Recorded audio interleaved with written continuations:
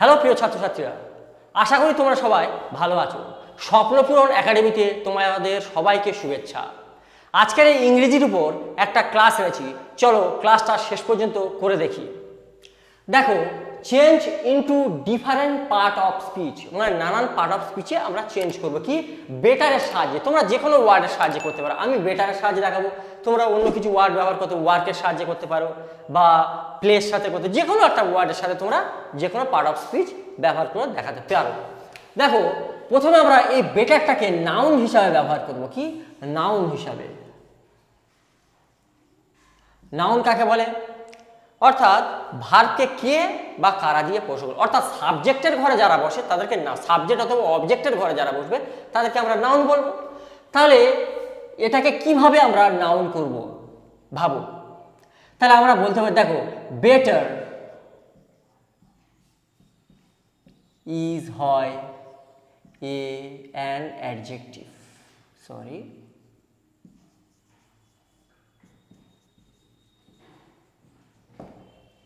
তাহলে better is an adjective. তাহলে দেখো, বেটারটা এখানটাকে সাবজেক্ট, আর সাবজেক্ট মানে কি নাউন। তাহলে বেটার তো একটা অ্যাডজেক্টিভ, তাহলে এটা আমরা ব্যবহার করে নিলাম। তাহলে এটা আমরা নাউন হিসাবে দেখলাম। তোমরা অন্যভাবেও করতে পারো। He left his house for better, লিখতে পারি যে সুজয়, না, লেখো Amit left his house for better. সুজয়টা এই কারণে দিলাম না, কারণ অনেক ক্লাসে সুজয়কে ব্যবহার করি তো, তাই একটু অন্য একটা নাম দিলাম সেই জন্য। তাহলে দেখো, এটা কি ফর প্রিপোজিশন, আর প্রিপোজিশনের পরে কে বসে? সবসময় নাউন বসে। তাহলে প্রিপোজিশনের পরে সবসময় নাউন বসে, তাহলে বেটারটা কি একটা নাউন। তাহলে আমরা বেটারটাকে নাউন হিসাবে ব্যবহার করে দেখালাম। এবার চলো আমরা অ্যাডজেক্টিভ হিসাবে ব্যবহার করব এই বেটারটাকে। অ্যাডজেক্টিভ কাকে বলে? নাউনকে কেমন দিয়ে প্রশ্ন করলে যে উত্তরটা পায়। যেমন he is a good boy, তাহলে বয় মানে ভালো, নাউন। কেমন ছেলে? ভালো ছেলে, তাহলে গুডটা অ্যাডজেক্টিভ। তাহলে নাউনকে কেমন দিয়ে প্রশ্ন করলে আমরা অ্যাডজেক্টিভ পাবো। চলো, Sourav Ganguly is a better player, সে একটা ভালো খেলা। তাহলে প্লেয়ারকে নাউন, একে কেমন দিয়ে প্রশ্ন, কেমন প্লেয়ার? বেটার প্লেয়ার, তাহলে এটা কি হয়ে গেল? অ্যাডজেক্টিভ। তাহলে আমরা বেটারটাকে এবারে এখানে অ্যাডজেক্টিভ হিসাবে ব্যবহার করলাম। তাহলে আমরা নাউন হিসাবে ব্যবহার করে দেখালাম, অ্যাডজেক্টিভ হিসাবে ব্যবহার করে দেখালাম। চলো ভার্ব হিসাবে ব্যবহার করব। ভার্ব হিসাবে আমরা ব্যবহার করব। ভার্ব মানে কি? কর্তা যে কাজটা করে তাকে আমরা ভার্ব বলবো বা কর্ম বলবো, সরি, ভার্ব বলবো, কর্তা যে কাজটা করে।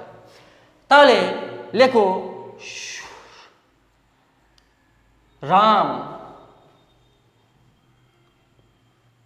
বেটার্স, মানে ভালো করছে। দেখো, রাম যেহেতু থার্ড পারসন সিঙ্গুলার নাম্বার, তাই বেটার্স করলাম। রাম বেটার্স করছে হিজ, তার হ্যান্ড রাইটিং। তাহলে রাম বেটার করছে মানে এটা ভার্ব, কি করছে না, ভালো করছে, হিজ হ্যান্ড রাইটিং। রাম তার হ্যান্ড রাইটিং বেটার করার চেষ্টা করছে। তাহলে আমরা নাউন হিসাবে ব্যবহার করলাম বেটারটাকে, অ্যাডজেক্টিভ হিসাবে ব্যবহার করলাম, আবার ভার্ব হিসাবে ব্যবহার করব। চলো অ্যাডভার্ব হিসাবে ব্যবহার করব।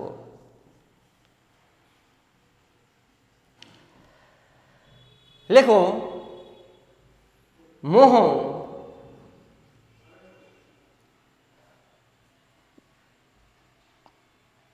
ডু এ ওয়ার্ক, ডু করে a work in a better way, do a work, সে একটা কাজ করে ইন এ বেটার ওয়ে,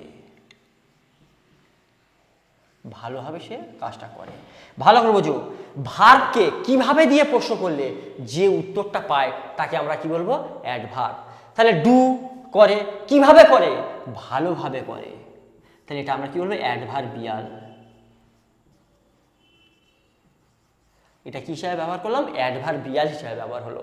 তাহলে ইন এ বেটার ওয়ে, তাহলে এই যে বেটারটা এখানে কি অ্যাডভার্বিয়াল হিসাবে ব্যবহার হলো। তাহলে আমরা বেটারটাকে নাউন হিসাবে ব্যবহার করলাম, অ্যাডজেক্টিভ হিসাবে ব্যবহার করলাম, ভার্ব হিসাবে ব্যবহার করলাম এবং অ্যাডভার্বিয়াল হিসাবেও ব্যবহার করলাম। তোমরা যে কোনো একটা ওয়ার্ডকে ঠিক এইভাবে চেঞ্জ করতে পারো ডিফারেন্ট পার্ট অফ স্পিচে। আশা করি ক্লাসটা তোমাদের ভালো লেগেছে। ক্লাসটা যদি ভালো লেগে থাকে তাহলে স্বপ্নপূরণ একাডেমিকে একটা সাবস্ক্রাইব করবে এবং বন্ধুদের মাঝে পাঠিয়ে দেবে। স্বপ্ন হোক পূরণ, স্বপ্নপূরণ একাডেমি।